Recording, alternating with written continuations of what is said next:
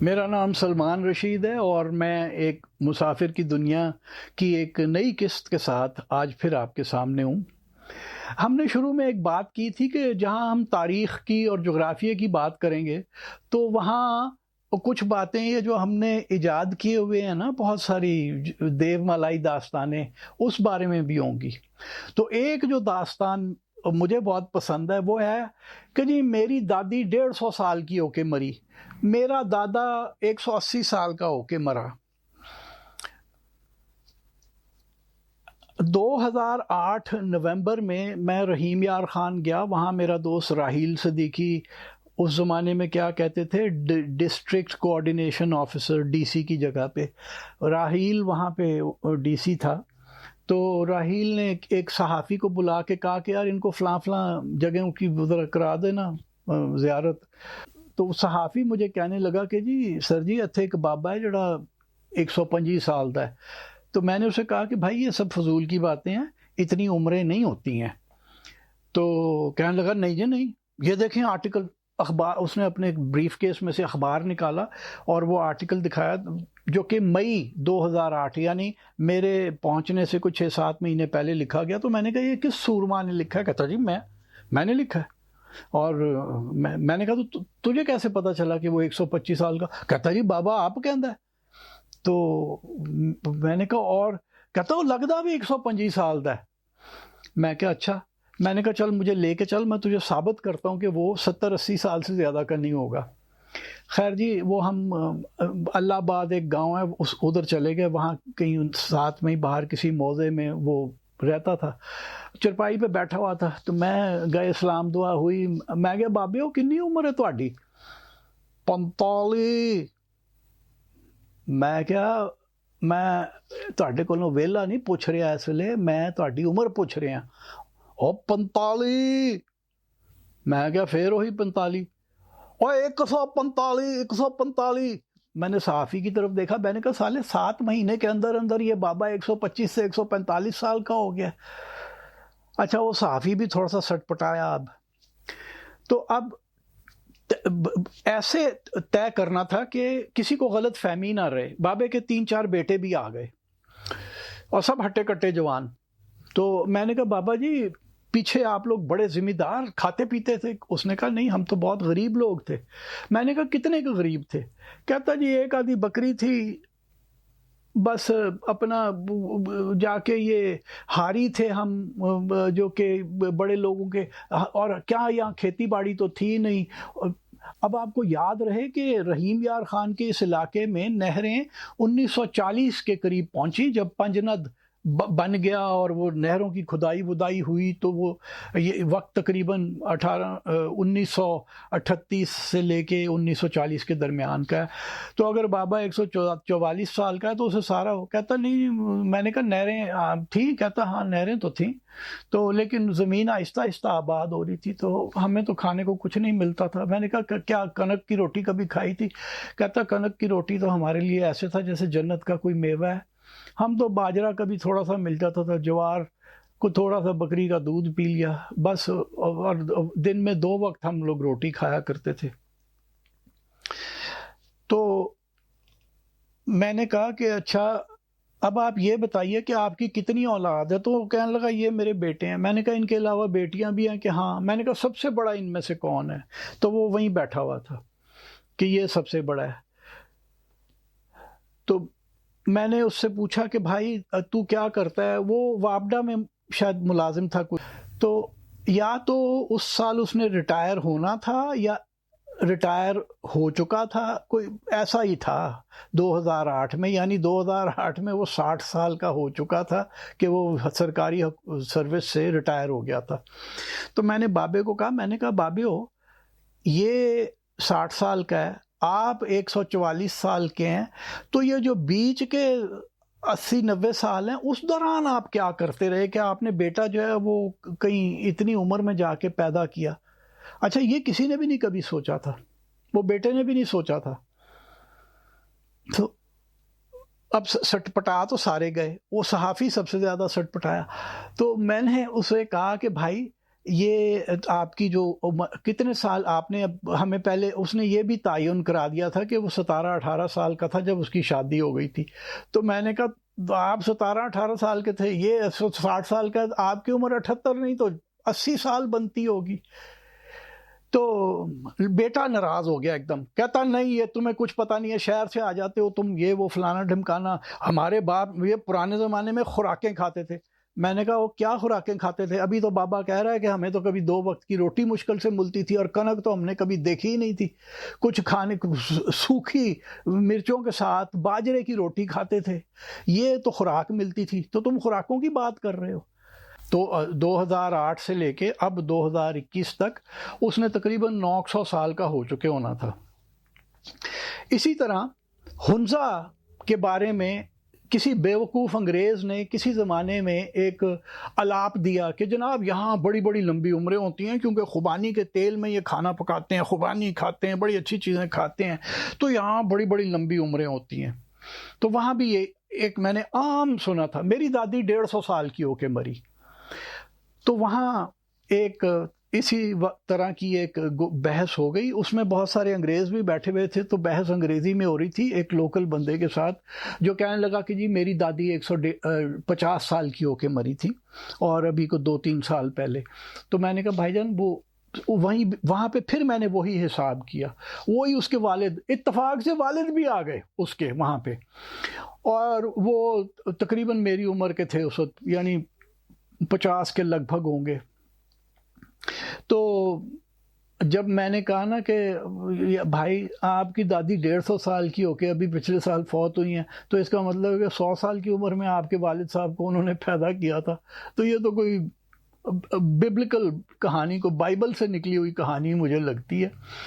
تو وہ ناراض ہو گیا, اور میں نے کہا کہ کیا ثبوت کیا ہے کہ وہ 150 سال کی تھی؟ کہتی ہیں انہیں میر صفدر علی کا زمانہ یاد ہے.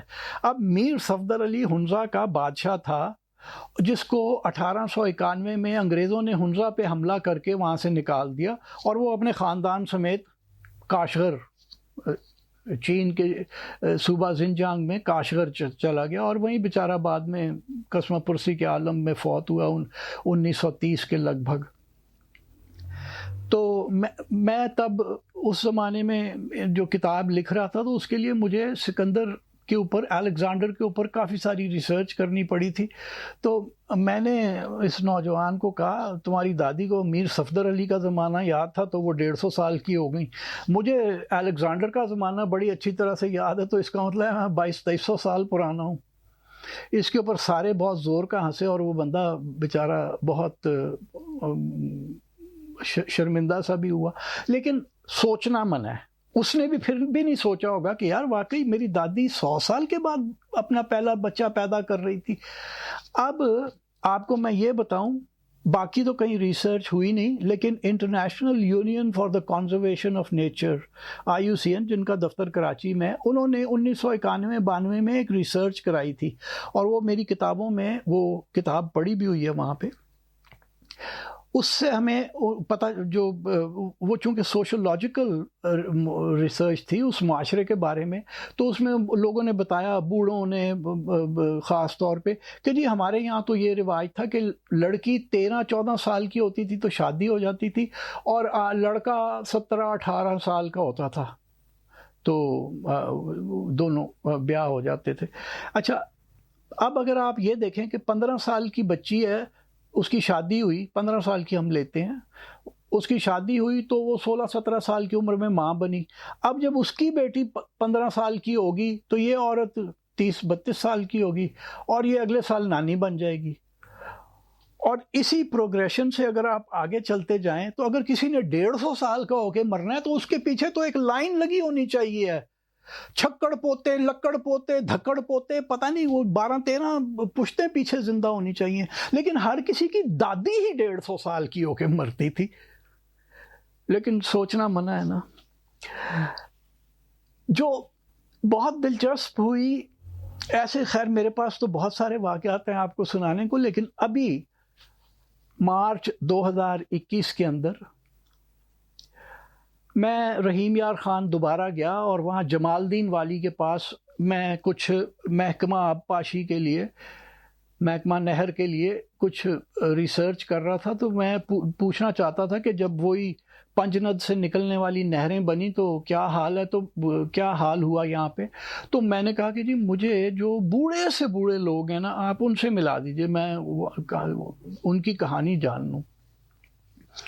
تو انہوں نے کہا جی بندہ تو کوئی نہیں ہے بوڑھا، دو مائیاں ہیں، ایک 125 سال دی ہے، وہ یہ ہیں، یہ جن کی آپ اب تصویر دیکھ رہے ہیں، 125 سال جس کے بارے میں کہا، اور دوسری جو ہے وہ 115 سال کی ہے.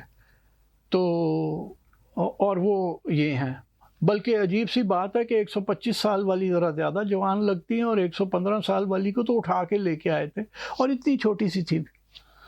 تو میں نے انہیں کہا کہ جی اچھا اگر آپ لوگ 150 سال کے یا اتنے 125 سال کے ہیں، تو نہریں تو 1938 کے بعد آئی ہیں فوراً بعد، تو آپ کو نہروں کے آنے کا زمانہ یاد ہے کہ نہیں؟ وہ ساڑھے تو اگے دا ہے. تو میں نے کہا پھر یہاں کراڑ ہوتے تھے ہندو کے، ہاں کراڑ سے. میں کیا وہ پھر کدھر گئے؟ کراڑ بھجین کہ کراڑ یہاں سے ہندو بھاگ گئے ایک وقت. میں نے کہا وہ اماں سے میں نے پہلی والی جو 125 سال کی تھی، میں نے ان سے پوچھا کہ جب کراڑ بھاگے ہیں ہندو یہاں سے جب گئے تو آپ کی عمر کیا تھی؟ تو یہاں 2-3 بچے بھی آ گئے تھے، تو ایک بچی تھی کوئی 7-8 سال کی، تو وہ اس کی طرف اشارہ کر کے کہتی ہیں کہ میں ایسی تھی. اب 2021 کے اندر پاکستان کو بنے ہوئے 74 سال ہوئے ہیں، اور وہ اپنے آپ کو بتا رہی ہیں کہ پارٹیشن کے وقت یعنی 74 سال پہلے وہ 7-8 سال کی تھیں. تو اب آپ عمر کا حساب خود کر لیں. اچھا میرے ساتھ جو میرے دوست کے ملازمین تھے، اور وہ سارے ہینگرز آن کہ ویکھیا سر وہ بڑی 125 تو ود ہی ہونی ہے. اب کوئی حساب نہیں لگا رہا کہ وہ 70 سال یعنی 74 سال اور 7 سال کی جمع کیا بنتی ہے. 125 تو ود ہی ہونی ہے دی عمر. اچھا وہ دوسری اماں سے میں نے پوچھا کہ اماں جی نہروں کا یاد ہے کہ نہیں؟ ہم سے پہلے سے تھیں نہریں. میں نے کہا اچھا تو پھر یہ جو ہے آپ جب کراڑ گئے یہاں سے تو آپ کی عمر کیا تھی؟ تو کہتی ہیں اس سال میرے دودھ دے دانت ڈگے نے. 7-8 سال کی عمر میں دودھ کے دانت گرتے ہیں بچے کے، تو وہ انہیں بڑا اچھے طریقے سے یاد تھا، تو ان کی عمر بھی وہی بنتی تھی. لیکن ویکھیا سر وہ جو ساتھ والے تھے، اسی تو دس رہے ہیں بڑیاں بڑیاں عمرہ نے سر اتنے 115 تو گھٹ نہیں ہے اماں. تو مسئلہ یہ ہے ہمارے یہاں کہ سوچنا ہمیں منع ہے. اور یہ شروع کیسے ہوا؟ یہ جو پہلی داستان میں نے کبھی سنی تھی نا کہ جی وہ فلانا 600 سال کا یا 150 سال کا ہو کے مرا، وہ پی ٹی وی کے ایک لاہور ٹیلی ویژن اسٹیشن کے ایک پروڈیوسر نے مجھے سنائی کہ جی مصری شاہ کے اندر، یہ لاہور شہر کے پرانے علاقے میں مصری شاہ میں ایک بابا رہتا ہے جو 144 سال کا ہے. تو میں نے کہا آپ کو کیسے پتہ ہے؟ کہتا ہے میں نے اس کا انٹرویو کیا. میں نے کہا اس کے پاس کوئی سرٹیفکیٹ تھا کہ نہیں؟ کچھ نہیں. تو میں نے کہا پھر کیسے تعین ہوا؟ کہتا جی اسے رنجیت سنگھ کا زمانہ بڑا یاد تھا. وہ ہوتا یہ ہے جیسے وہ اماں کو میر صفدر علی کا حنزہ کا زمانہ بہت اچھا یاد تھا، یہ بابے کو جو مہاراجہ رنجیت سنگھ کا زمانہ یاد تھا وہ یہ تھا کہ وہ جو باتیں سنی ہوئی تھیں وہ انہوں نے انٹرنلائز کر لی تھیں، اپنے اندر انہوں نے سمو لی تھیں، اور وہ سمجھ رہے تھے کہ وہ ان کی یاد کا حصہ ہے. یہ ایک بہت عام نفسیاتی عمل ہے، یہ اس میں کوئی حیران ہونے والی بات نہیں ہے. ہم بہت ساری چیزیں جو سنتے ہیں وہ ہماری یاد کا حصہ بن جاتی ہیں، اور ہم ایسے لگتا ہے کہ ہمارے ساتھ ہی وہ ہوا. تو جب بھی اب اگلی بار آپ سے کوئی کہے نا کہ جی میرا دادا جو ہے نا وہ ابھی 600 سال کا ہو کے مرا ہے، تو اس کے ساتھ آپ یہ چھوٹا سا حساب جو کہ بغیر کیلکولیٹر کے کیا جا سکتا ہے یہ ضرور کر لیں، تو آپ کو پتہ چل جائے گا کہ وہ حقیقت اصل میں کیا ہے.